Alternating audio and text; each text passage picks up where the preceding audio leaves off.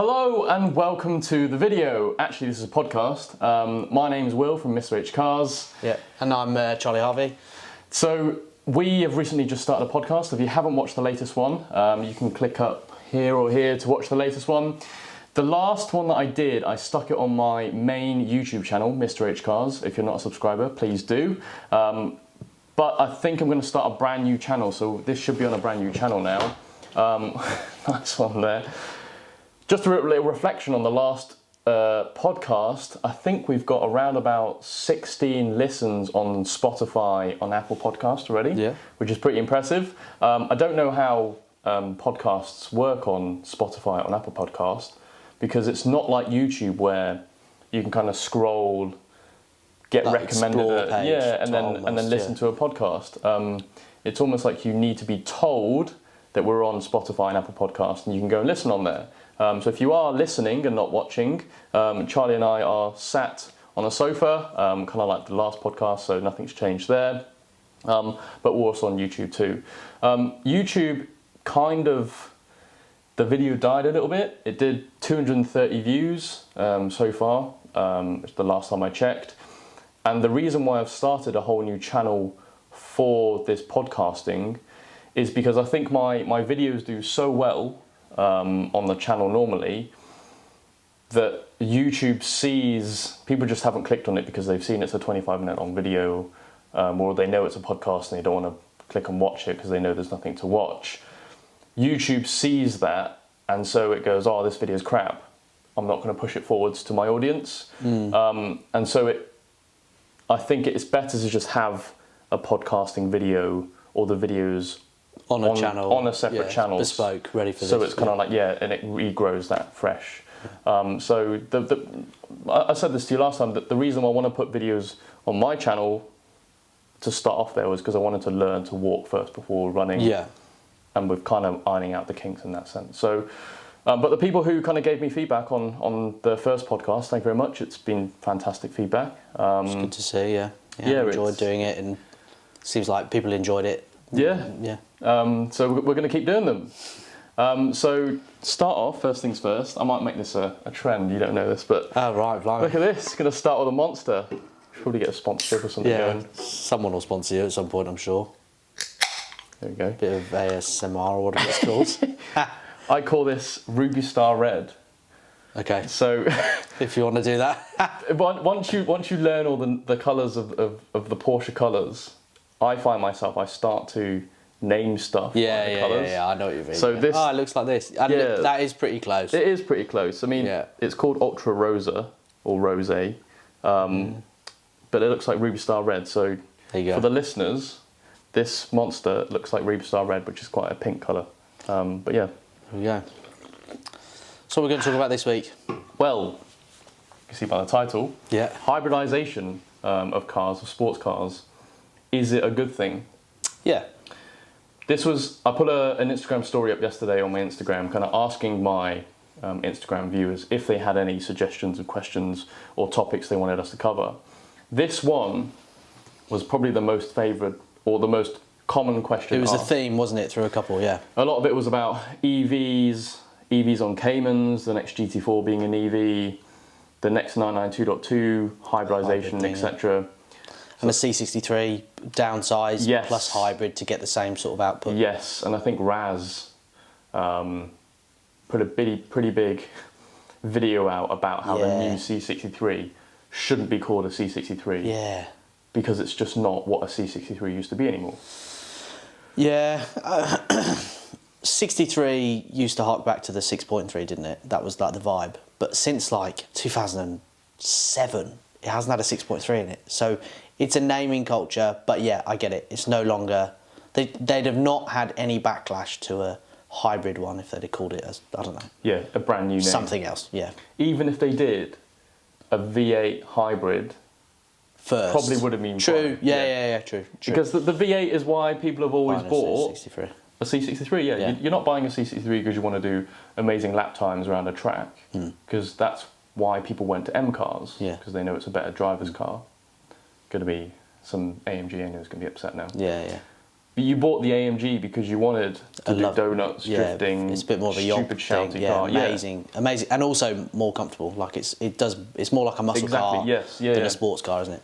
But anyway, that's an interesting one. Yeah, they've cocked that up. AMG are going down that route now where they're trying to be more driver focused, which is cool. That's fine because the new GT Black series, that's proper serious. Super focused, but it's lost that V8. It's lost that AMG characteristic. There's actually a new video going live this Friday that I'm filming right now, which is the Apex supercar meet that I went with Nor. In that, there's a GTR Black Series. No way. Really cool, actually. Yeah, actually. Nor was like all loving it. Yeah, but in that video I say, Nor, mate, it sounds like a Hoover. Look at that GTR over there. That's the real V8. Yeah. Nor didn't care because he loved that Black Blue Series. shiny thing. Yeah, fair. But do you ruin a sports car by making it hybrid? I think that's quite complicated to answer, isn't it? Because in the case of the C63, I'd say yes, they have ruined it by making it hybrid because you've taken the essence of a C63, which is that V8, which makes that thing really special, and you've taken it out and you've put something else in, which in its own right, that engine is unreal. That 4-cylinder thing, the things they can do with that is just a joke, but it's not as exciting as a V8 was. So yes, they've ruined that. But for example, if they put a hybrid, well, they have put a hybrid in the SF90 and the 296, and okay, the SF90, they seem to have not got it right. All the reviews say it's a bit, don't like it. But in the new Ferrari 296, the reviews are mental. Like, they love it. They think it's amazing. Is that because the 296 came out after the SF90? Yeah, I think they put the SF90 out. They thought they'd got the formula right. It was an expensive car, the SF90. That was like £500,000, so people have higher expectations. They think it's going to be more like a Pista or whatever. And then it comes out, it's not quite as good, so people are more critical at that end. Now the 296 has come out. They've refined everything they'd learnt from the first one, and now they seem to have got that formula right. And while I'm sure die-hard mid-engine Ferrari fans would prefer the V8 that's been in those cars for years and years, they seem to have done a really good job with this V6 and a hybrid unit. So you keep a really cool engine, which apparently sounds like a mini V12. So they've really done it well. Then you put the hybrid bit on it, gets mental power, but if you go into London, you can drive around on EV mode for whatever, 30 miles or something like that. And you don't have to pay the congestion charge and whatever. But also, like, on an environmental side of it, there's no pollution going out. So when you're sat idling down the street, you're not actually idling, it's just off. Yeah. You know. That's great. But then you get out of the town, you go onto a motorway, you go into the country roads, you go onto mountain passes, all of the good bits remain. So that's an example of a good one. I think when sports cars, there's no one specific definition, right? Because we take sound into it.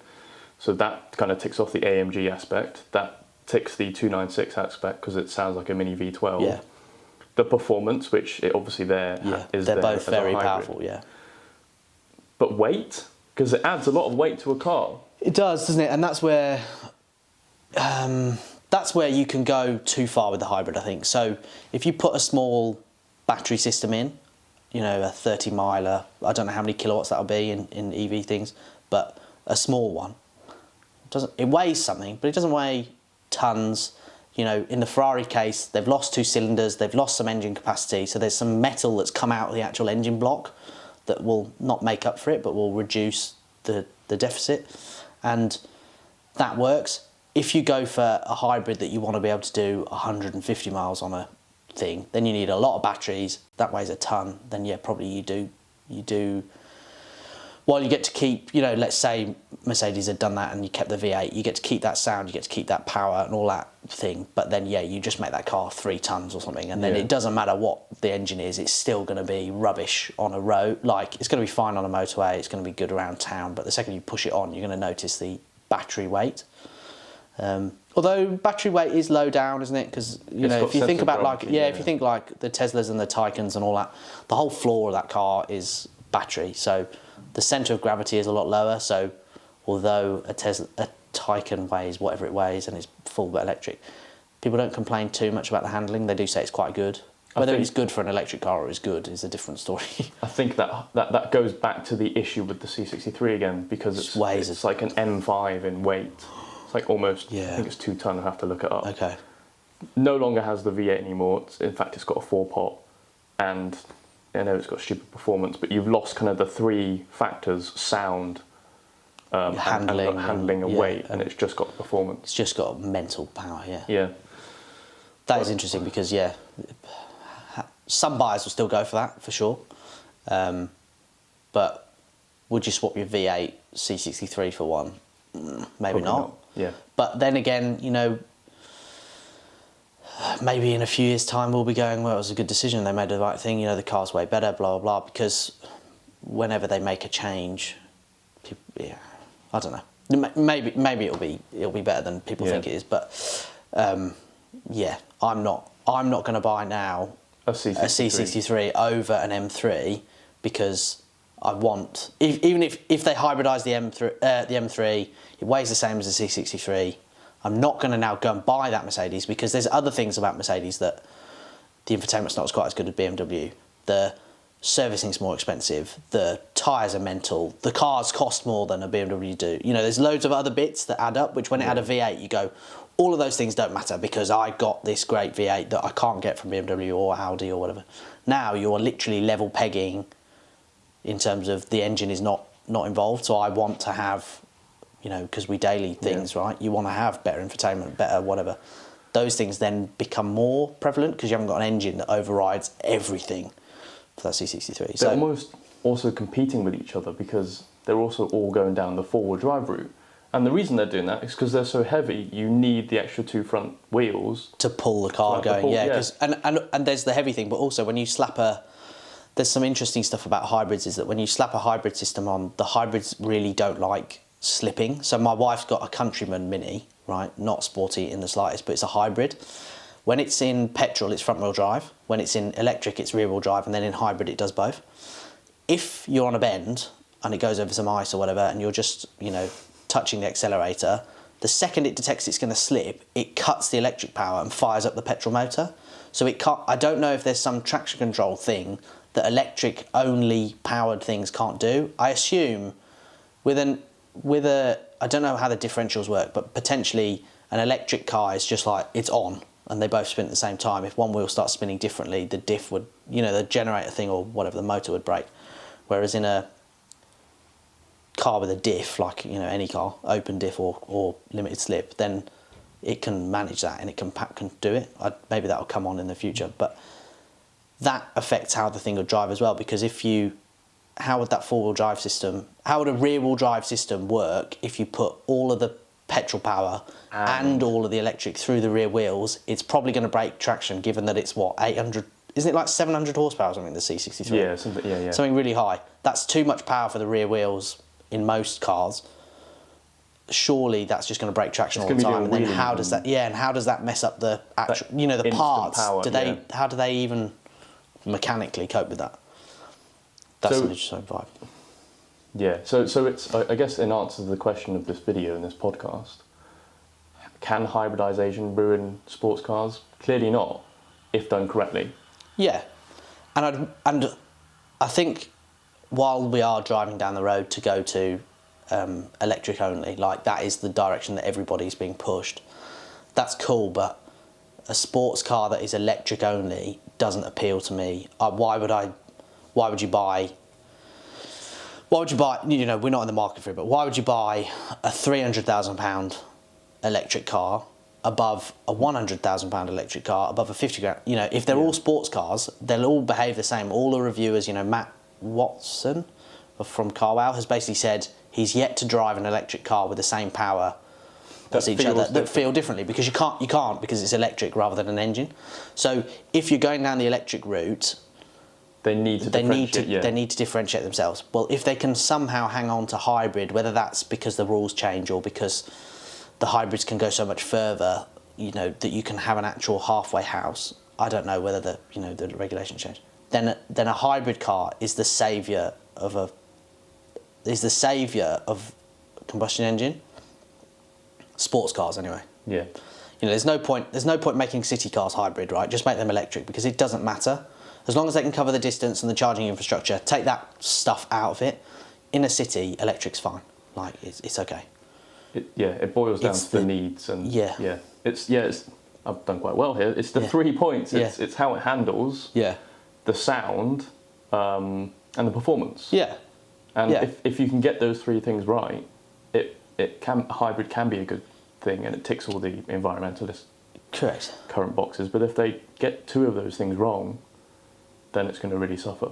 Yeah. They could have, time will tell, but they could have killed that C63 in this generation. That could now be it. People aren't interested anymore. And I've heard before, engines, ICE cars aren't the problem. It's the stuff that goes into it. So I know we go down hybrid now, and then maybe one day we go EVs. But if we can somehow, Porsche have done the synthetic fuels. Yeah. If they can really become a thing, we could then keep our engines. Yeah. If you can run them on a carbon negative fuel, so something that then what's the problem? Or if EVs can tick all 3 boxes, they can be light handling. They've got the sound. Don't know how you can do it, but and then there's got someone very clever will be coming up with a way that you can make them make a noise. I mean, they make quite interesting whirring noises, like and they make cool like spaceshipy vibes, and that's cool, but it just gets a bit monotonous. Versus the only other thing that you wouldn't be able to do is when you reach the top of your rev range, the car is like actually shaking and like is physically like alive, like it's the whole thing is like fizzing. How are you going to do that with an electric car where, and maybe this will change, but they're not geared, so to reach the top of your gear or your rev range, you're going to be doing your top speed because there's no shift. I know the Taycan, yes, it's got 2 gears, but it's like the first one gets it going for about 30 miles an hour, and then it chunks into the second one, and it's only to give it a rapid start. That's all it's for. And you're literally just engineering gears just to give it the life of a nice car. Yeah. So EV doesn't excite me, but if you told me that you have to drive a hybrid, I'd go, yeah, all right, no worries. Yeah. As long because you can still get some cool engines, and as long as that happens, If you McLaren Artura was another one we haven't mentioned. That's an exciting revolution. And in a world where you want maximum speed, and I tell you what also is really interesting about the Artura is, and EVs in general, is to get more power. 90% of manufacturers have slapped big turbos on cars. That's how they do it. You twin turbo something, or if you're a Bugatti, you put 4 turbos on. That's how they've got the power thing going. So to do that, you also then bring in lag. You bring in other things that turbos. They're really powerful across that band, and then they die off, which is why you have 2. But even still, they die off towards the top of the rev range. What if you had electric power that is? I mean, it's instant. Like, the throttle response in our GT4s is good, but the throttle response on my wife's Mini is like unreal. Like, it's way better than ours. It's like you touch the accelerator and the thing is like, poof. It's not very powerful, so it doesn't feel it. But if you add that to a naturally aspirated engine, you're winning. If you add it to a turbo engine, you take away all of the downsides of the turbo, which is the turbo lag, the running out of steam at the top or the bottom, the gap when you change gear, all that stuff that happens, and you put a hybrid in there, you could actually make them even better. And I bet you that Artura doesn't have turbo lag, like will have none, because it's got that electric bit to kick in. And we know that McLarens are bonkers fast cars. They just need to get the rest of the I'm sure they must sort that out at some point. But yeah, I think that's it, and you will get an exciting. You will get exciting sports cars in the future that are hybrid. They will all sort it out. Yeah, they tick those 3 things right. We haven't even touched on Porsche yet, and then U992.2. Yes. Leave that for the next podcast. Yeah, we'll talk about that next time. Because we can talk about the new. Porsche can be a whole new topic. Their Caymans coming in. So, guys, we're going to leave it here. Yeah. If you like the video, please like it, comment, subscribe. If you are a viewer, or if you are a listener of the podcast, that's going to take a while to get used to. I think you can leave a rating. You can do please 5 rate us stars, high. Yeah. You can subscribe. You can Is it subscribing? It's Following on Spotify yeah, and something. Yeah, please make sure you do that because it does help us see, kind of improve the visibility of the podcast across those platforms and tells them that we're doing a good job. We'll see you later. Good. Thanks very much.